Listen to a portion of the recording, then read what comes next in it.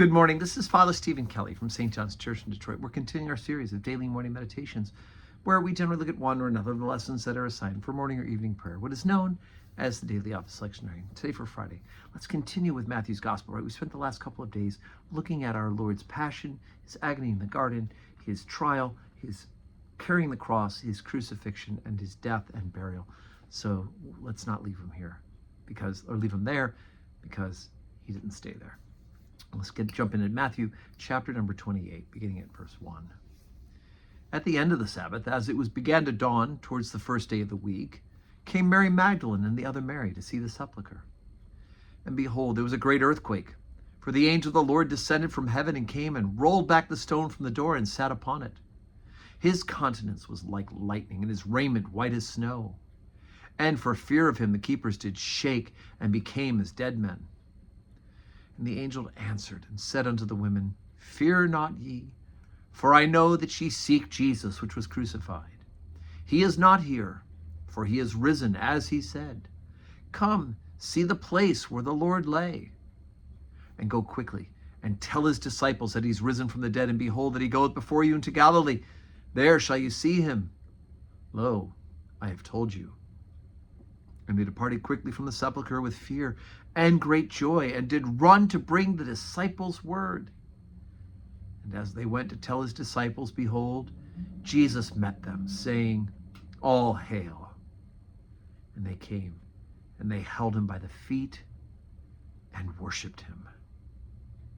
Then said Jesus unto them, Be not afraid. Go tell my brethren that they go into Galilee, and there shall they see me. All right, all good news, isn't it? So, of course, Mary Magdalene plays the central figure in all these resurrection stories, and the other Mary as well. They seem to be surrounded with Marys.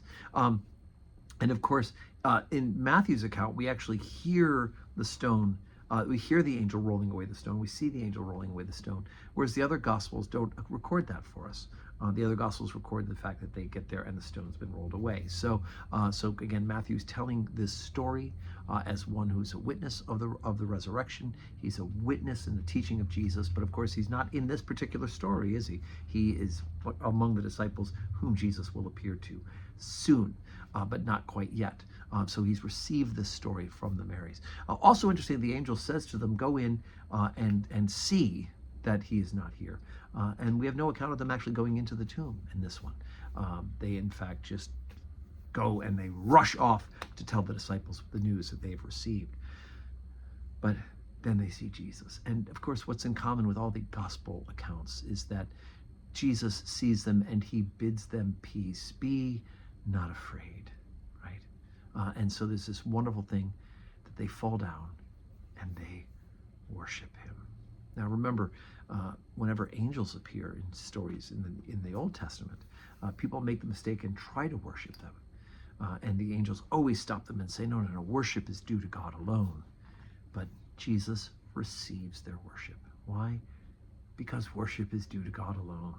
And Jesus Christ is, in fact, the second person of the Holy Trinity. He is God.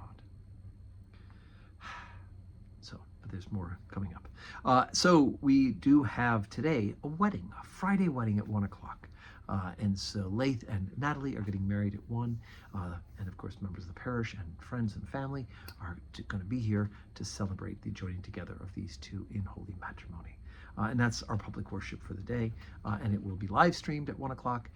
In addition, of course, I hope that you are saying your prayers and know that I am praying for you as you are praying for this parish. And may God give us a Friday that is full of blessings.